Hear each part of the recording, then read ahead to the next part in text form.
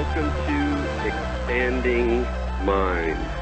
I'm your host, Eric Davis, and this show explores the culture of consciousness.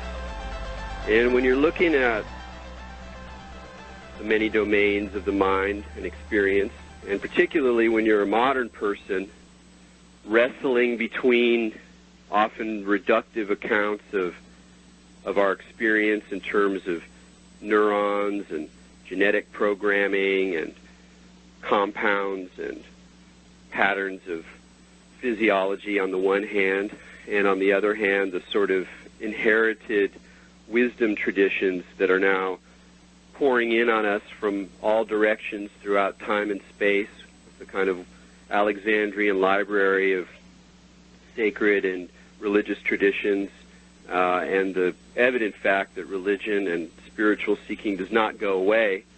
It's often hard to figure out exactly how to integrate these two. A lot of folks fall on one side or the other. I tend to believe that the action lies in the space in between, the liminal zone, the crisscrossed ways between body and spirit and mind and the mystery. And one of the sort of main routes or objects of interest in that middle zone are psychoactive substances. These visionary compounds and other transformative compounds have been with human beings for quite a long time, as far as we can tell, and probably back to time immemorial, as they say. I mean, we've discovered shamans with clearly powerful forms of cannabis buried with them as part of their mojo, strains of cannabis that were undoubtedly cultivated for their psychoactive properties rather than for their other uses.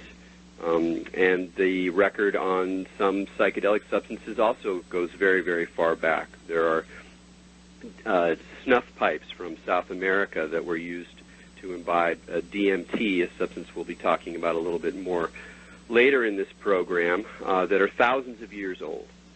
So human beings and psychoactive substances go way back, and they continue to influence the modern world and the ways in which people think about consciousness and think about spirituality in the modern world. They've often been a vehicle for awakenings and for people to open up to a deeper or at least different sense of what the human mind and the human soul are capable of, and stirring all sorts of debates and, of course, controversies given the generally scheduled nature of these compounds.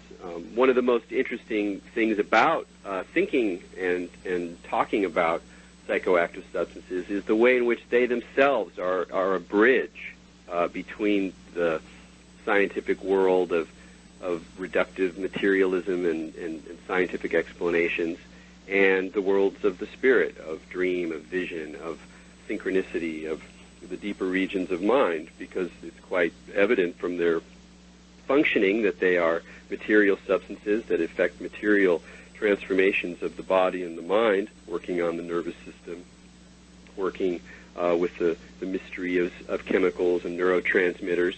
And yet at the same time, they open up dimensions of profundity and bizarreness that few people can walk away from without being changed. And it's that tension that makes them in some ways particularly interesting as an aspect of the culture of consciousness. Today's guest is a perfect person to talk about these issues with. I first met Dennis McKenna through his brother Terence McKenna, who was the celebrated sort of mushroom bard of the 1990s, a fascinating man that I was very blessed to get to know, a real inspiration for me, not just in terms of the things he talked about, but the way he talked about him and his ability to be a smart, funny, incredibly eloquent guy working in the margins of psychedelic consciousness and talking to young people and people from all sorts of aspects of the world rather than being stuck in some ivory tower. And Terence's adventures with his brother go way back into the well, since they were kids, they go back to the beginning, but even in terms of the psychedelic explorations back to the early 70s, at least, and they wrote a book together, Invisible Landscape, a fascinating, dense, and marvelous text, which you probably can still find online. Anyway, and I got to get to know Dennis a bit after that, and Dennis, in addition to being an explorer and a thinker about these realms, is also a botanist, an ethnobotanist, and a man of great, strong scientific temperament. And so he really crosses that line as well in his own work, in his writings and his studies and various teaching gigs. So I'm very happy to have Dennis on, but before that I'd just like to introduce my co-host, Maja Daou, Expanding Minds esoteric librarian. How you doing, Maja? Good, Erik. How are you? So what about this topic of ayahuasca? That's the visionary substance that we're going to be talking about the most, the South American brew containing DMT and harmaline-like substances, MAOI inhibitor. What does this stir for you? Well, for me, when I think about these things, one of my favorite words that's used for, ayahuasca and beta-carbolines and MAO inhibitors was one that was made in 1979, and it's the word entheogen. And a lot of people have heard that word, but to me, the meaning of it is so descriptive of these substances. It literally means to create or generate God within. And to me, that says so much because these substances have that alchemical effect of releasing the spirit from matter. And it's like you were mentioning earlier how, it's that liminal space where spirit and matter meet. And there's something about these chemical constituents that have that ability to really potentiate that expression. They really have a physical manifestation of that alchemical pursuit to release the spiritual from matter through a chemical, reaction. It's pretty amazing, and that's one of my favorite things when thinking about these things, that it is and has been found to have these mystical effects on the physical body through a very chemical way. Yeah, we'll be bringing Dennis on in just a second, but I wanted to say one thing about ayahuasca in particular when we're talking about entheogen or talking about the religious or spiritual dimensions of psychedelics. In some contexts they have them, in some contexts they don't. In some ways, there is pretty clear evidence that psychoactive mushrooms, the magic mushroom we're familiar with, are actually rather extensively found throughout the world, but that in most cultures we have no real evidence that they were used. That's Some people like to speculate that they've been used as part of experiences through time immemorial, but in a lot of places it's pretty clear that while those substances were around, they didn't actually become incorporated into the spiritual pharmacology. And yet in other situations, they clearly have these incredibly deep healing and even kind of cosmic dimensions. And one of the most interesting things about ayahuasca today is the way in which, even as it spreads into the developed world, into Anglo-American world is the one that I know the best, but it's also quite popular throughout Europe. People go down to Peru. There are underground networks of people taking these substances, but even as ayahuasca spreads through the developed world, it has retained its religious form. Yes, exactly. It's still, it's almost entirely taken in a sacred context of religious intention, unlike almost every other psychoactive drug which you can name, which while it may have a history or prehistory of sacred use, once it meets the hungry, ravenous ghost world of the West, becomes sort of a weird, party drug or novelty or just intensifier. So there's something very special about ayahuasca. Yes. So Dennis, how are you doing? I'm doing well, Erik. Good to be here. Thank you so much for being on the show. It's a pleasure to be here. So I'm wondering, what are you working on now? Are you doing scientific work? Are you teaching? I know you've worn many hats over your career, and I'm curious what one you're wearing now. Well, it's true. I wear a number of hats. Well, right now I'm in the academic mode. I've been teaching a course in ethnobotany and ethnopharmacology in Ecuador over the summer for Arizona State Field Studies program. I was teaching with Kat Harrison, who, as you know, is Terrence's ex-wife, so I guess she's still my sister-in-law. But we teach together. Together we've been teaching courses for the University of Minnesota in Hawaii every January called Plants and Human Affairs. And this summer gig, if you want to call it that, was kind of a version of that, but we transplanted it to the Ecuadorian Amazon. So that's what I've been doing with my summer, just trying to stay employed. And then in the fall, I'm teaching several courses here at the University of Minnesota, one in ethnopharmacology, one on botanical medicines, and a new course in the College of Liberal Arts, which I haven't taught before, but it should be fun. It's called Cross-Cultural Perspectives on Drugs. So that's what I'm doing these days.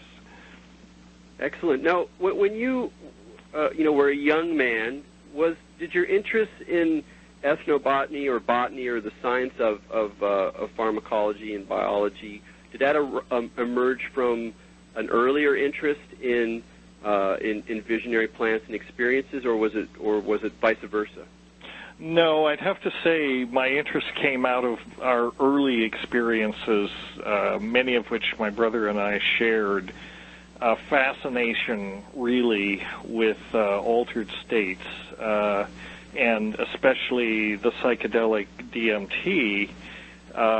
We were children of the 60s, I guess you could say, and my brother was in school at Berkeley at that time, and I was still in high school, but I visited him over the summers. And you didn't encounter DMT very much. It was kind of rare, but we did encounter it in a synthetic form, and we were fascinated by it. We thought that DMT in some ways was the quintessential entheogen or psychedelic, and we determined to follow up on that. And we didn't really know how to do that, but I think when we discovered shamanism, and initially I guess that was through Carlos Castaneda's first book, The Teachings of Don Juan, and then we understood that there is a whole tradition of using these visionary plants in the shamanic context, and so that gave us a lead, a direction in which to explore it. And then shortly after that, we discovered the work of Ari Schultes, the famous Harvard ethnobotanist who spent years in the Amazon collecting plants, but also exploring and discovering all of these many psychoactive plants that are used in South America. And he's, deservedly known as probably the world's expert on hallucinogenic plants. I mean, unfortunately, he left this realm in, I think, 1998 or somewhere around there. But really, it was his writings that inspired us initially to go to South America, and he's been a hero figure, a very admired mentor for many people in the area of ethnopharmacology, and it's really, in some ways it's because of Schultes that I keep going back to South America. I just can't stay away from it. And so, that led us into, kind of the path that we got on, that we talked about in The Invisible Landscape, and my brother's book, True Hallucinations, which is a much more sort of accessible narrative of what led us to go down there in 1971 and get into a whole lot of things that we really had no idea what we were getting into. But that was it. That's what got it started. And then, when I came back from that experience, I realized that I had to learn a lot more science. I had to learn neuroscience and botany and pharmacology, and that's sort of what got me on the path to becoming scientific about. Dennis, can I ask you, did you find it was frustrating in your scientific pursuits trying to talk to other scientists about this stuff? I mean, were you well received? I know you still teach in, academic, context. So have you found that it's just a battle trying to deal with some of these people? Because I did biochemistry as well, and I found that, even trying to talk about that kind of stuff to most scientists, they get really bummed out. So I was just wondering if you had positive experiences with that, or if they were negative. Well, yeah, it's kind of a tough row to hoe. In some ways, it is, but what you find is that even in the academic context, there are a lot of pretty open-minded people, and if you find that you can connect with them. I mean, they may not be very upfront about their interests, but they are there. And I guess what makes me different is, I don't know when to shut up. I mean, I'm not the kind of person to sit down and stop making noise, and this has fascinated me all of my life, and I've gotten some breaks, I've been able to continue in this work. I mean, maybe if I'd gone a more conventional academic route, I'd be a, distinguished professor somewhere instead of simply a assistant professor in a marginal department. But the point is that, you do find the opportunities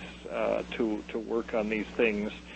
And, in the field of neuroscience, for example, I think, although they're reluctant to talk about it, if you can make personal connections with many people in that field, you find that very often what motivated them initially to go into the field was a desire to, investigate these kinds of things, to look into the neuroscience of altered states, whether through psychedelics or other technologies, and then people become faced with the realities of they have to stay employed, they have to get grants, they have to do all these things, and so, it is politically incorrect.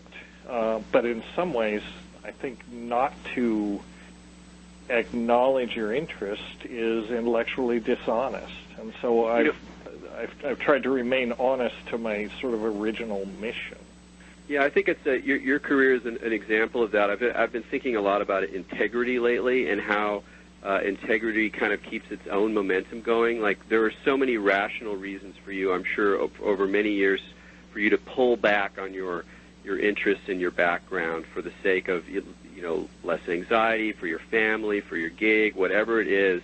And yet it seems like by staying kind of true and honest in that deeply scientific, in an ethical sense, way, about just being clear and honest about what's going on before you, it seems like you've developed a certain, momentum or a coherence about your work that really comes through your teaching and your talking. A few weeks ago we had Mike J on, a British historian of science and of drugs, and his new book, The Atmosphere of Heaven, is about the origins of the Pneumatic Institute and the discovery of nitrous oxide. And one of the things he talks about in that book that's so fascinating that we talked about a little bit on air was the fact that in those days, if you were a scientist exploring compounds, poisons, anything that affected the mind, it was completely routine to take it on yourself. And Humphrey Davy, who's like one of the great scientists of British history, of the early 19th century, who was one of these people who first explored the psychoactive properties of nitrous oxide, in fact became quite a fan of it, was legendary for taking audacious risks in terms of self-experimentation. So self-experimentation was once part of the nobility of the scientist. And then at some point in the 20th century, it gets split so much so that it's almost forbidden to mention subjective experience or personal experience, that there has to be this rigorous divide between the two. And it's really unfortunate. It does seem like that there's some integration happening these days, at least a little sense of return. Do you have a sense that there's a way in which that paradigm of the total split between objective and subjective is breaking down a bit? Well, yes, I think so. I think it's a slow process, but I think what you say about self-experimentation is quite right. I mean, back in the day when Humphrey Davies and William James and people like this were exploring all this, not only was it accepted to self-experiment, it was expected that that's what you do. That's, I mean, the mission was to investigate these altered states, and it was not ethical not to experience them yourself. I think in the modern era, a person that exemplifies that very much is the chemist Alexander Shulgin, who many of your listeners may know about. He was a pharmacologist and a chemist working for Dow Chemical back in the 50s, and he got interested in what pharmacologists call structure-activity relationships, which are the relationships between the structure of a molecule, a drug, and its activity, its pharmacological activity. Well, he had a profound experience with peyote early in his career, and so he got very interested in mescaline and decided to do structure-activity work with mescaline, and went on to make over 300 different mescaline analogs, all of which he tested on himself, in a very serious, careful way, along with, he had a trusted group of human guinea pigs, basically friends of his, who were, psychotherapists, doctors, pharmacologists, pretty serious people, and they all carefully evaluated, his compounds. They kept careful notes, and they produced a tremendous body of knowledge, about these things, about structure-activity relationships of these psychedelics. But Sasha Shulgin, everyone calls him Sasha, he paid a price for his intellectual honesty. He didn't keep his job at Dow Chemical. He became an independent consultant, and he was able to continue his work legally. He had permission from the DEA to, continue his work as a research scientist, but he never sort of achieved the academic cachet that he might have if he'd backed off from that.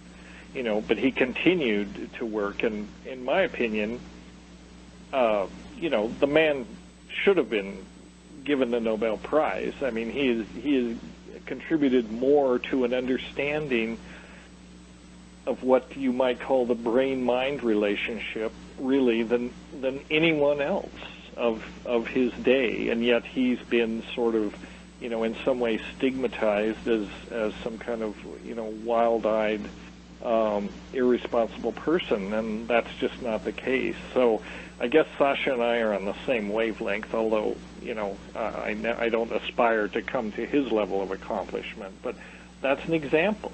And that sort of relates to this whole issue about, what is science really supposed to be about? I mean, in its purest form, science is supposed to be about exploring the unknown. It's about discovering new knowledge, and in its sort of idealistic embodiment, it's the search for truth. And I think that these aspects of science fade into the background because we live in an era of big science, and science is an expensive proposition. It's funded by largely through government subsidies, and so that really puts a lot of restraint on a lot of constraints on what people can do in the context of big science, and I think a lot of scientists lose sight of this fact. What is science about? The search for truth? No, it's about publishing papers and having graduate students and getting grants and playing the whole game. And, the search to uncover knowledge somehow, it gets overlooked in all this activity. So that's unfortunate. Yeah, the ironies that surround this issue of big science or institutional science grow even greater when you start talking about psychoactives, because, of course, while we can say psychoactives and think of scheduled substances, popular scheduled substances like cannabis or LSD or cocaine, that, of course, psychoactive substances are also an enormous industry, and there's this exploding, metastasizing world of prescription pharmaceutical psychoactives that are, being sort of like this large-scale experimental project on the global population. Right. So that a lot of the same issues about subjectivity, the relationship of agency to drugs, the relationship of identity and experience to different neurological systems or neurotransmitters. Like, all of these things are very much in the air. They're very much big business. So that the contradictions of our relationship to psychoactives, and also within science, between this sort of deeper truth and surface truth, become even greater when you look at these substances. I mean, how do you?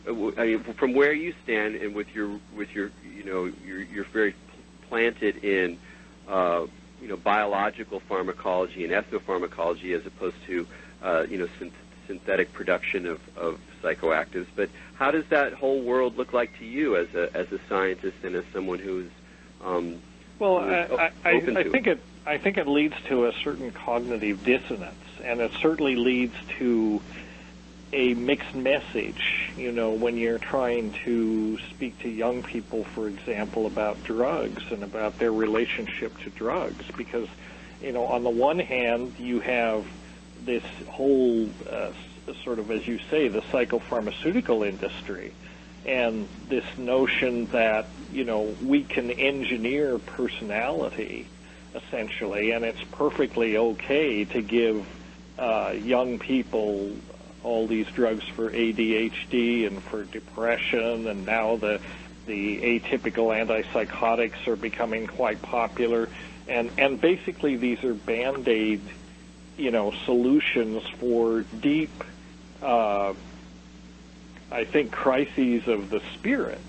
And yet, on the other hand, you've got the shamanic plants, the psychedelic plants, or theogenic plants, if you prefer, and the tradition of shamanism, which is practiced in other parts of the world. It's practiced in most of the world, but it's utterly forbidden in this country, and it's become an underground thing. And yet, I think that, especially the young people I speak with, there's a sense that, this is essentially a hypocritical situation. Many of the students that I teach seem to have been on one or other psychopharmaceutical at some time during their career. It's quite common. I would, at a guess, I'd say probably 40% of the students in my classes, have been treated with one or more psychopharmaceuticals during the course of their high school and early college careers. And so then there is that expectation that this is perfectly all right. Many of them confided me, yeah, of course I smoke pot. It has less side effects than the drugs, they want to prescribe me, and that kind of thing. So there is an element, I think, in this use of these so-called, prohibited drugs, or these drugs that are not accepted. There's a certain effort going on to essentially self-medicate, or to find some kind of a spiritual reward that the current sort of biomedical approach to personality, what I call chemical personality engineering, is not providing. Yeah, I often think about the Western psychopharmacology as kind of like lame shamanism. Whereas well, we tend to hear that like shamans are like bad doctors, like, or from a traditional Western perspective, it's like they're acting like doctors, but they don't really know what they're doing. It's almost the reverse when you start dealing with issues of mind and body, where it's like on some level it's all shamanism. It's just that they do it very poorly and it's very expensive. Well, and I want to. I mean, I would agree with you that it's lame. I don't agree with you that it's shamanism. In fact, this is the problem. They've taken exactly that element out of it, and the notion most doctors who prescribe these things are not even psychiatrists. They're not even that qualified to provide any kind of, other support. And, the way in which I think it is like shamanism is that it's a cultural narrative about efficacy. If you grow up in a culture where the shaman is the guy who's got the power, and I'm not talking about specifically ayahuasca shamanism, but just that there's a sort of traditional healer and they have the power, and that part of their efficacy is the fact that that's the story that we believe. I mean, there's a way in which there are elements of, I'm not saying that shamanic pharmacology is all placebo effect, but there's an element of kind of performativity and sort of agreement that lays the groundwork for real healing in traditional situations. And I think that in many ways, when you look at the statistics on SSRIs, for example, that they're actually not very efficacious, but they're just enough over the line to make them be passed off as being powerful, and they're not even that powerful. And a lot of what people are actually doing is just, it's their own decisions, it's their own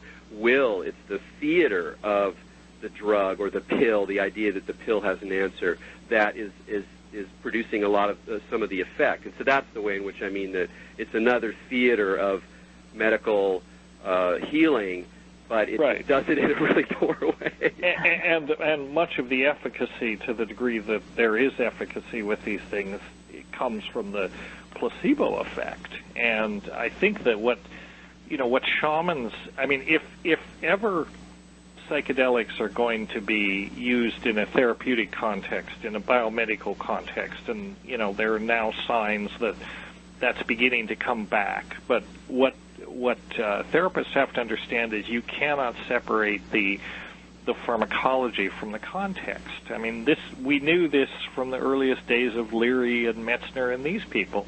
Set and setting is everything, and what the shamans do is they create a context to allow these experiences to unfold in a safe environment and an environment where the shamans know what the person is going through. They're usually going through it with them, and they can provide some modulation of the experience in order to guide the person through it by using, Icaro's magical songs, music, different kinds of cleansing. In other words, they set up an environment it's not exactly psychotherapeutic, but the effect of it is the same. It provides a context in which the person can let this stuff come out, let it unfold, and then integrate it. That's what's lacking in psychopharmacology. It's not about letting things unfold. It's about repressing it. It's about damping it down and essentially putting a Band-Aid over all of these unconscious processes. So yes, the person appears normal and can function, but in some sense, none of the problems that led them to that state in the first place are really addressed by these psychopharmaceuticals. Well, that's a great segue. I want to talk a little bit more about ayahuasca. Before I do that, I want to let people know that you can call in and ask a question of Dennis at 888-873-4643. It's a toll-free call, and you can also email your questions to mind@techgnosis.com, TECHGNOSIS. That's also my website, www.techgnosis.com. And before we go back to Dennis, I just want to play a recording of a shaman in Colombia that was recorded in 1976. It's from a really excellent, a fairly obscure CD called Yage Pinta, and these are psychedelic shaman songs of Santiago Mutambajoy. So this is the real deal. This is just recorded on a cheap tape deck in an ayahuasca ritual setting, and I just want to play a little bit of this track.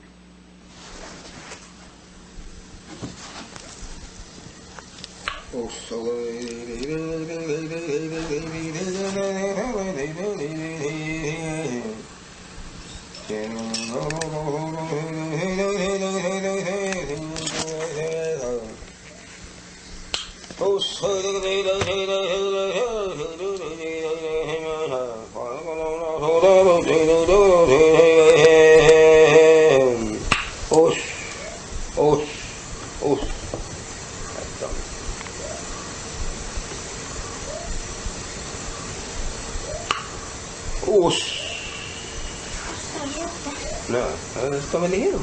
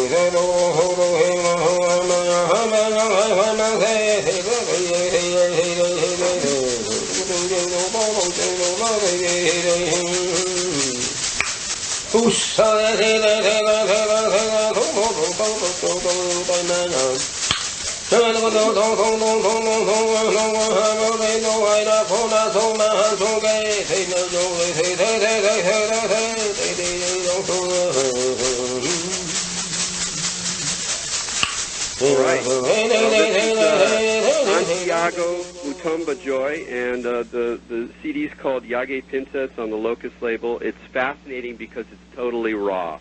And even one of the things I like about it is it's not really music, at least the way that we normally think of music. I mean, they're clearly songs, but the way they're sung, the vibration, the nasal quality, the repetition, the way they start and stop, and you hear some noise and a few sounds, and it's a really remarkable performance that keys us into one of the most powerful dimensions of the traditional ayahuasca ceremony, which is the way that music and sound organize the experience. Dennis, I know you have had a lot of experience in ayahuasca circles.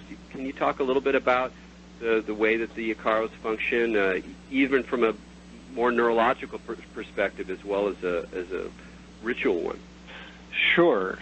Well, actually, what he's singing and what's known in mestizo, in Amazonian shamanism, these magic songs are called Icaros, Icaros, and while he was singing, I was just looking at iTunes here to see what they have. They actually have quite a list of Icaros, so your readers might check it out if they're interested in more of that. I'm not really here to plug anybody's Icaros, but there's quite a few of them out there.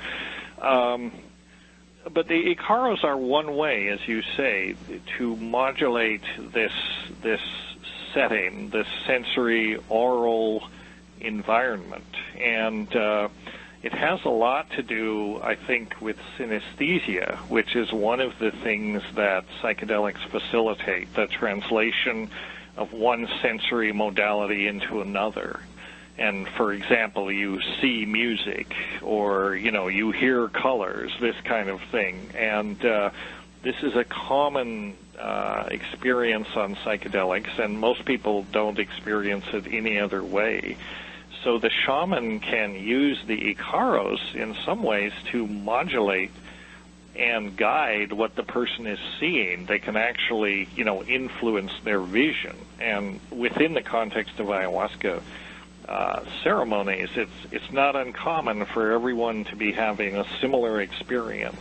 I don't know if you want to call it telepathy exactly, but it's something. Well, telepathy is good because they used to call some of those substances telepathines, right? Indeed. Yeah. When harmine was first isolated from Banisteriopsis back in the 30s, it was called Telepathine. Yeah. And then only later was it called harmine because they found that it was identical to an alkaloid that had already been discovered in Paganum harmala, which is a shrub that's native to the Mideast, and which may have also been used either as an MAO inhibitor in some Middle Eastern preparations, such or whatever. But harmine, because it was discovered earlier, it was named after Paganum harmala, and then they found that telepathine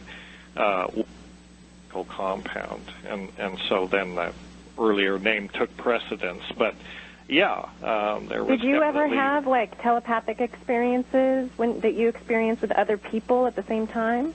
Have I? Mm-hmm. Yes.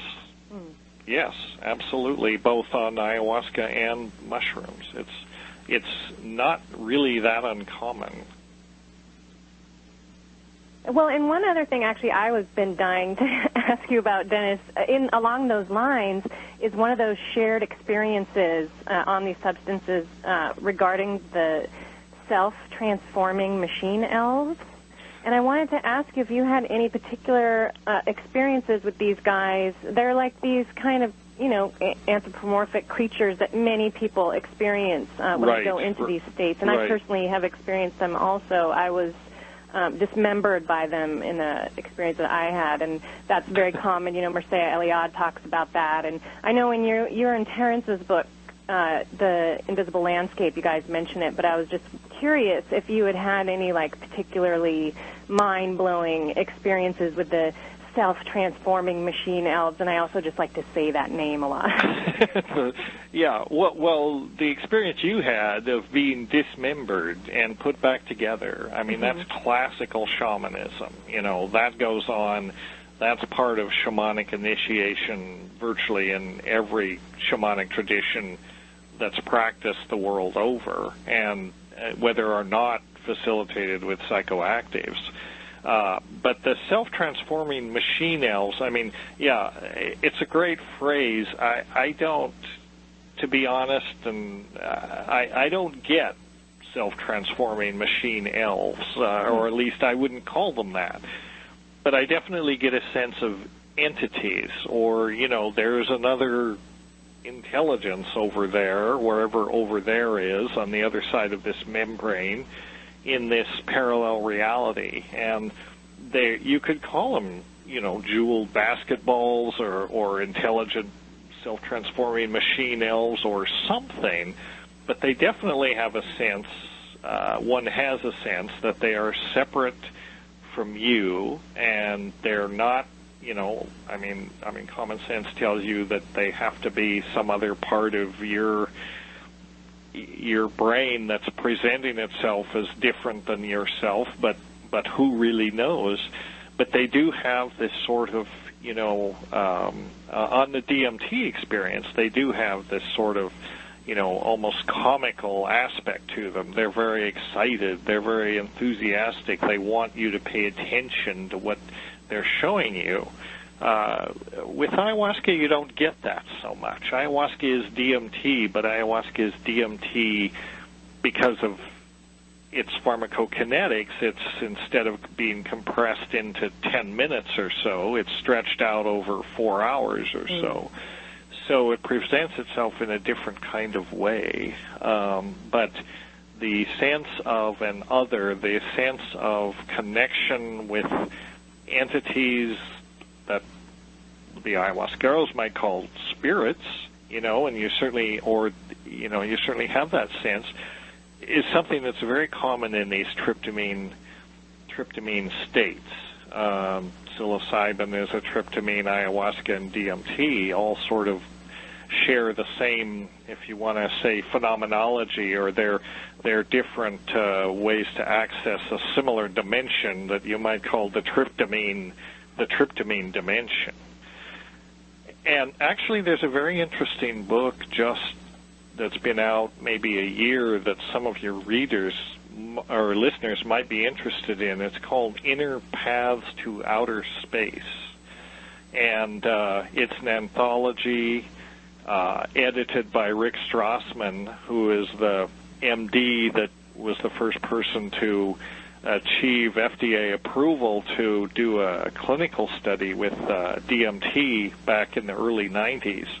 And his work, his earlier book was called DMT, the Spirit Molecule, which is actually also very interesting. But this later book kind of addresses the issue of, is there a reality out there? Is this just an aspect of the self, or is there really another dimension? Well, that relates back actually to something we had talked about a few shows back, Erik, on the I Ching show about coming into contact with something outside of yourself. And I just think it's kind of interesting, and I'll just say this as a little bit woo-woo, because there are actually 64 beta-carbolines that we have discovered so far. There's also 64 hexagrams in the I Ching, and, of course, 64 base pairs in DNA. So I just think that's kind of interesting when you're considering if there's some kind of, is it outside, is it inside, is it the same thing? 64 beta-carbolines, you say? Oh, that's a new one. I hadn't heard that. Very Dennis, I wanted to ask you also, when you're either in the throes of experience or contemplating some of these more outside questions about the nature of entities, the nature of consciousness, how does consciousness fit in the cosmos, is there a certain point where you feel your kind of more traditional scientific training and questioning sort of drops off? Or do you feel like you're actually able to go into the heart of these experiences and these questions with a somewhat different angle or strategy than people who are not really that who don't really know science, who are not practitioners, who don't really understand that kind of thinking or that kind of approach? Well, that's a good question. No, I think you walk a fine line. I think that I think that the scientific sort of stance and kind of a healthy skepticism and an emphasis on empiricism, what is it you're experiencing, is a good stance to take. But I think, initially it helps keep you grounded, but I think also it's very important to recognize the limitations of science. And these psychedelics, for me, if they do nothing else, they're a constant reminder of how little we know.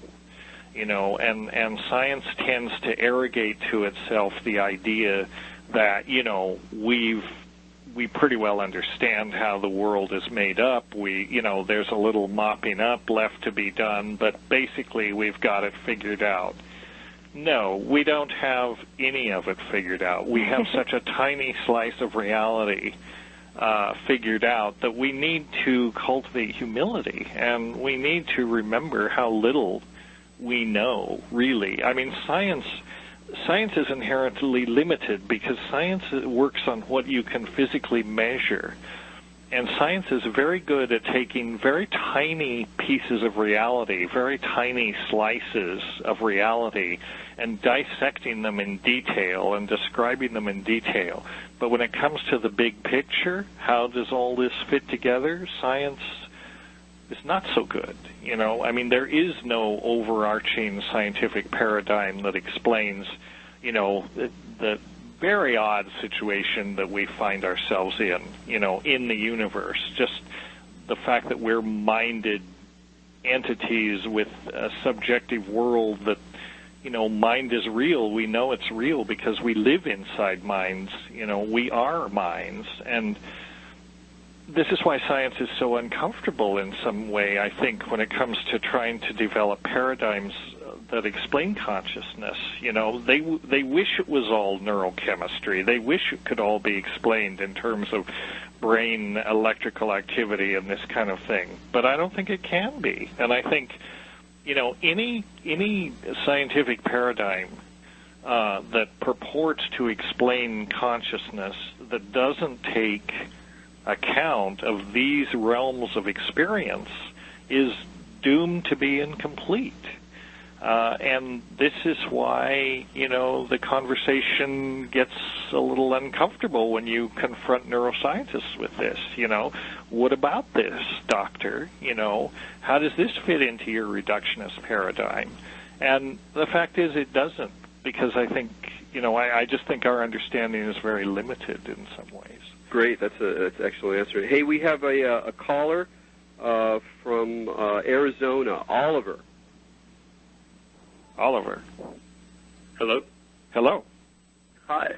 I have a question for Dennis. I've read True Hallucinations, and I was just wondering if you could say anything about the relationship between the Icaros and your experiments with hypercarbylation. Well, yes and no, because given limited time, we've almost eaten up the whole hour here. I'm not going to go into hypercarbylation in any detail, but this idea that, we could use sound to actually affect chemical reactions or affect physiological transformations on the molecular level is not so far from the notions, from the ways that Icaros and these sorts of things might be used in traditional ayahuasca healing. Much of ayahuasca usage shamanically is about healing, and the shaman, the ayahuasquero, has various tools that he can use, and one of them is sound. There are songs that can be used for healing. There are stones that can be used for healing. There are, these magical things called virotes, which are conceived as little darts that can be sort of psychically transferred into a person to cause harm to them, but also to counteract these malevolent forces. So this is all sort of grades over into the area of, psychic healing. Much of what the shaman does in this altered states is to look inside the person, and using a kind of psychic X-ray in some ways, they can tell where the problems are, and what to do to fix them. And it's not exactly it's not a diagnostic procedure like a doctor might carry out, because the understanding is that almost all illness comes from magical forces. Even if it's a physical illness, it's because somebody put the whammy on you. And so you have to address it on that level, and then the physical illness will resolve. Now, Dennis, we have another question, although we don't have that much time, and it's a big one. This is an email question from Jay at Arthur Magazine, and he was just wondering about how you feel about Terence's 2012 theories. Just in a nutshell, he came up with this idea of the time wave that posited a kind of great end of the cycle at this date in December of 2012, and sort of linked it with the I Ching. And it was kind of it's a very esoteric, kind of prophetic idea. But these days, of course, it's gained a lot of currency. The 2012 idea is very popular. How do you feel about it now, from where you sit? Well, it's hard to answer that question in a short time. But basically, my take on 2012, at least on Terence's time wave theory, is I've always been very skeptical about the time wave theory, and basically because it's not a theory. It can't be disproven, and a theory, to be a good theory, you have to articulate what will disprove it, and Terence never really did that. But now, of course, 2012 has emerged as a cultural meme because of the whole Mayan calendar thing. And when it comes to 2012, I tend to retreat back into my scientific stance and say, well, nobody really knows, but let's wait and see, I guess we're close enough that all we have to do is sort of keep our skeptical powder dry and just say, well, we'll see. But we should also remember that, no prophecy has ever come true.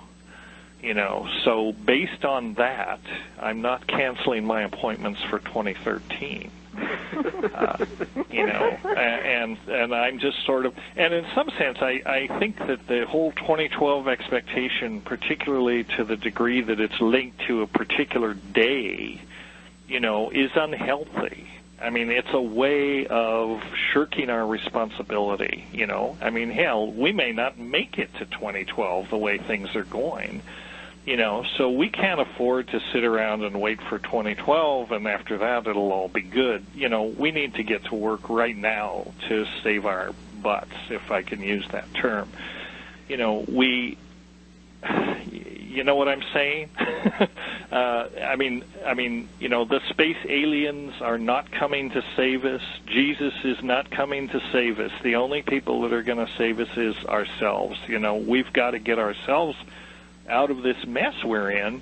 And I think that all of this focus on 2012 is in some way just another way to shirk our responsibility and not face up to, what we're faced with. And well, how do you see ayahuasca playing into this issue of the urgency of our situation? Well, I think that ayahuasca, I think what's happening with ayahuasca and the way that it is sort of in a way it's emerging out of the Amazon and it's going global, and some people have decried this, but I actually think it's a very hopeful thing, and I think it's essentially a further unfolding of this evolutionary, co-evolutionary relationship that we have with these plants. I think that, and ayahuasca in some way is now leading the charge, but we've had these relationships with these plants. The problem is that on an evolutionary time scale, these things unfold, over millennia, over sometimes millions of years. Now, with the acceleration in the global crisis and the impending planetary disaster, in some ways, if these psychedelics are in some ways, the biosphere or Gaia or however you want to formulate it, trying to get us to wake up, then that's all to the good. I don't know if I wrote an essay a few years ago called Ayahuasca and Human Destiny that kind of addresses some of this. Is that online, Dennis? It is somewhere. I can send it to you, and you're welcome to post it. And there's always Google. Well, and there's always Google, right? It's there somewhere. I haven't posted it, but I'd be happy to have you put it on your site if you'd like.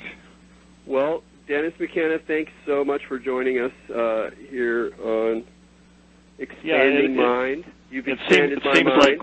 Seems like we've barely touched the surface of it here. No. Yeah, it's amazing how quickly an hour goes. It's when you're having a good conversation. Thanks, Maja. I wanted to announce next week we'll be having Jeff Warren, who's a remarkable Canadian science writer who wrote a marvelous book about the mind and consciousness called The Head Trip, and he's a very energetic, very entertaining fellow. I'm sure we'll have a great chat. And once again, you've been listening to Expanding Mind on the Progressive Radio Network. Any last words, Maja? I think I hate having last words because that means I can't talk anymore, but I want to say have a good time. All right. Thanks again. Okay, Erik and Maja, great to talk with you. Maybe we can circle back sometime and revisit some of this stuff. Absolutely. Okay. Okay. Good afternoon.